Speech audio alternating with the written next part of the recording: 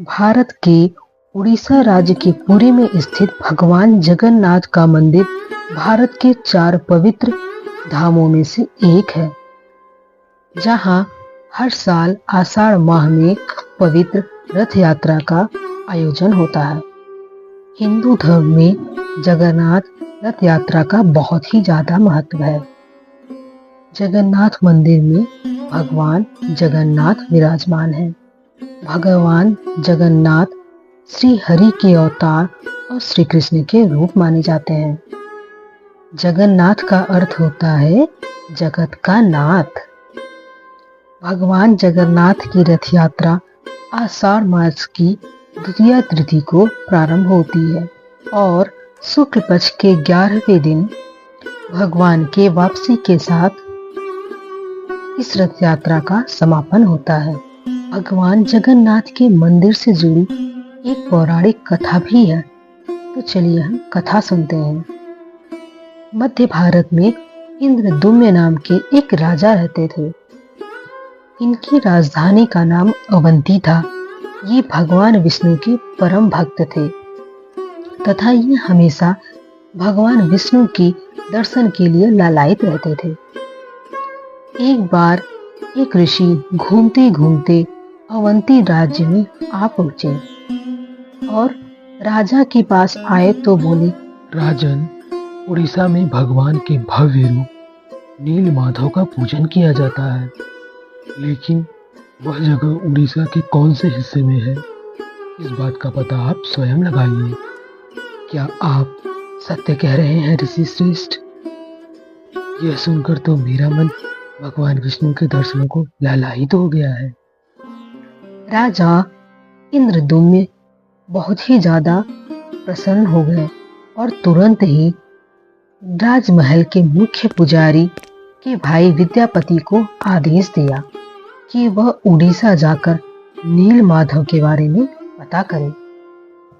राजा के आदेशानुसार विद्यापति उड़ीसा भ्रमण के लिए निकल पड़े।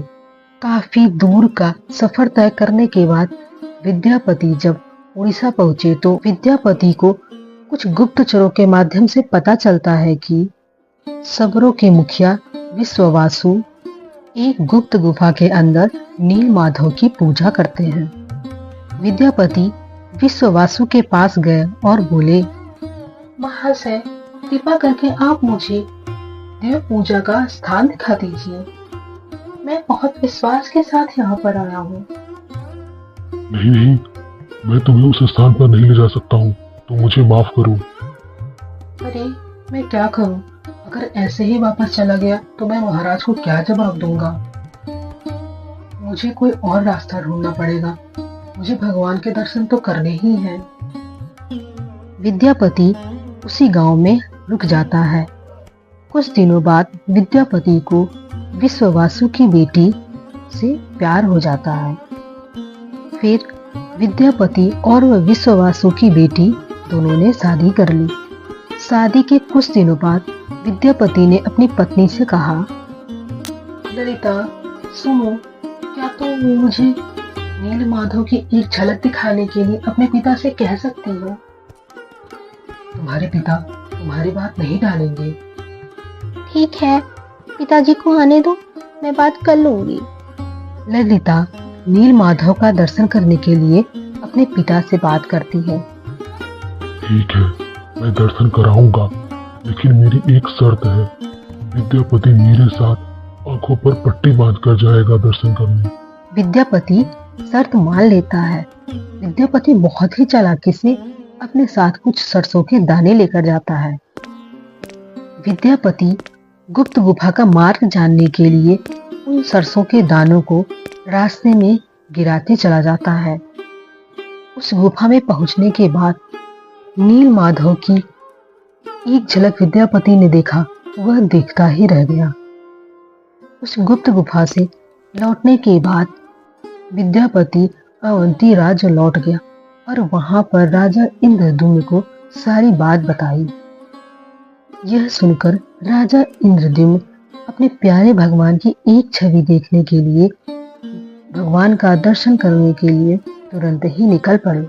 जब राजा इंद्रद्युम्न भगवान नीलमाधव की दर्शन के लिए उस गुप्त गुफा में पहुंचे तो वहां पर कोई भी प्रतिमा नहीं थी। भगवान नीलमाधव अंतर ध्यान हो चुके थे। यहाँ पर तो कोई प्रतिमा नहीं है, हमारे प्रभु कहाँ गए? राजन, मैंने यहीं पर प्रभु के दर्शन किए थे, लेकिन लगता है अब वो अंतर ध्यान हो गए हैं। राजा इंद्रद्युम्न निराश होकर महल में लौट आए। उसी रात राजा इंद्रद्युम्न के सपने में भगवान विष्णु आए और बोले, राजन, तुम पुरी के समुद्र तट पर जाओ, वहां पर तुम्हें एक लकड़ी का लट्ठा मिलेगा जो पानी में तैर रहा होगा। उसे लेकर आओ और उस लकड़ी से एक मूर्ति का निर्माण करो।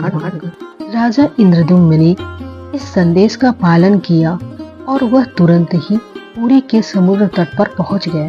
वहां पर उन्हें सच में एक लकड़ी का लट्ठा समुद्र में तैरता हुआ दिखाई दिया। बहुत कोशिशों के बावजूद भी राजा इंद्रदेव के सैनिकों ने उस लकड़ी के लट्ठे को उठा नहीं पाए। अंत में कबीले के सरदार विश्ववासु की सहायता से उस लकड़ी के लट्ठे को पानी से निकालकर महल में लाया गया, परंतु उस लकड़ी से कोई भी कारीगर नीलमाधव की छवि को नहीं बना पा रहे थे। महाराज, हमारे लिए यह काम करना असंभव है। हम इस लकड़ी के लट्ठे से कोई भी मूर्ति नहीं तराश पा रहे। हमें क्षमा कर दीजिए महाराज। जब यह कार्य होना असंभव हो गया तो राजा बहुत दुखी हुए। एक रात राजा के सपने में भगवान विष्णु फिर से आए। भगवान विष्णु ने राजन को दर्शन दिए और कहा, राजन, तुम देवताओं के शिल्पकार भगवान विश्वकर्मा की आराधना करो, पर यह काम अवश्य पूरा करेंगे। भगवान विष्णु के कहे अनुसार राजा इंद्रद्युम्न ने देवताओं के शिल्पकार विश्वकर्मा की आराधना की तो भगवान शिल्पकार सबके समक्ष एक बूढ़े बढ़े के रूप में प्रकट हुए। राजा इंद्रद्युम्न के महल में आए और राजा इंद्रद्युम्न से बोले, राजन, मैं कुछ ही दिनों में तलाश कर मूर्तियां तैयार कर दूंगा, लेकिन मेरी कुछ शर्तें हैं। बोलिए बाबा, आपकी क्या शर्तें हैं? मुझे आपकी सारी शर्तें मंजूर हैं। मैं भगवान विष्णु की मूर्ति 21 दिनों में बनाकर तैयार कर दूंगा, लेकिन मैं यह कार्य अकेले एक बंद कमरे में करूंगा। अगर किसी ने भी कार्य पूरा होने से पहले कक्ष को खोला तो मैं यह कार्य पूरा करने से पहले ही चला जाऊंगा। मुझे आपकी सारी शर्तें मंजूर है बाबा, कृपा करके आप अपना कार्य प्रारंभ करें। फिर भगवान विश्वकर्मा कक्ष के द्वार को बंद कर लिए और अपने कार्य मूर्तियां बनाने में लग गए। लोगों को उस कमरे से आरी, छीनी और हथौड़ी चलाने की आवाज सुनाई देती थी। कुछ दिनों तक तो यह आवाज सुनाई दी, लेकिन कुछ दिनों बाद अचानक से यह आवाज सुनाई देना बंद हो गई।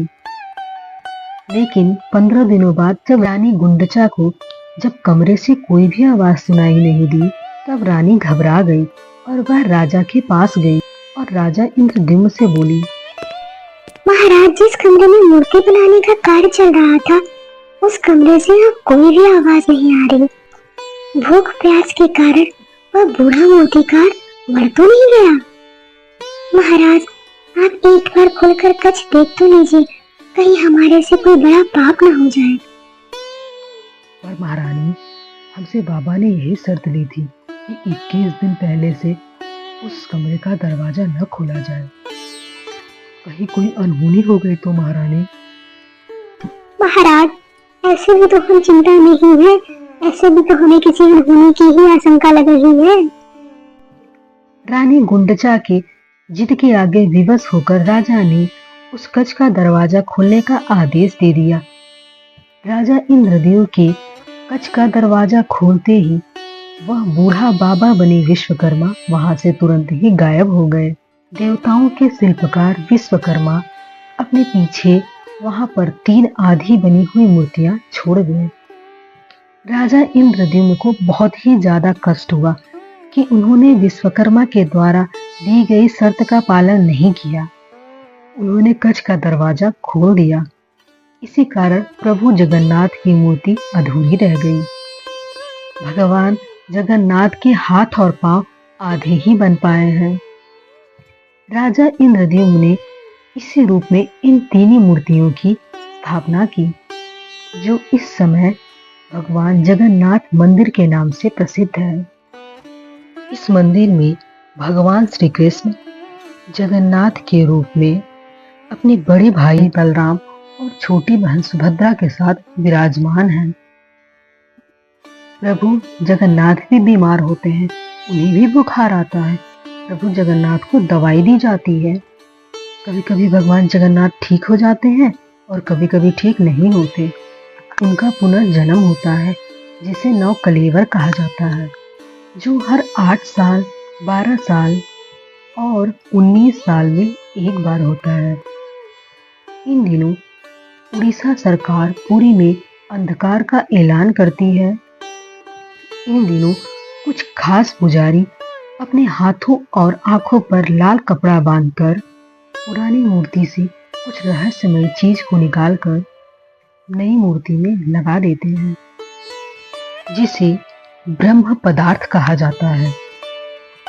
ब्रह्म जो जीवन का प्रमाण देता है। जैसे प्रत्येक मनुष्य के शरीर में आत्मा होती है, उसी प्रकार भगवान जगन्नाथ के शरीर में ब्रह्म या परमात्मा रहते हैं। यही कारण है कि प्रभु जगन्नाथ दुनिया के एकमात्र जीवित ठाकुर जी हैं, जो भक्तों की इच्छाएं सुनते हैं, समझते हैं और उनकी मनोकामनाएं पूर्ण करते हैं। भगवान श्री जगन्नाथ के मंदिर के ऊपर स्थित लाल ध्वज सदैव हवा के विपरीत दिशा में लहराता रहता है। प्रतिदिन सायकाल में मंदिर के ऊपर स्थापित ध्वज को मानव द्वारा उल्टा चढ़कर बदला जाता है।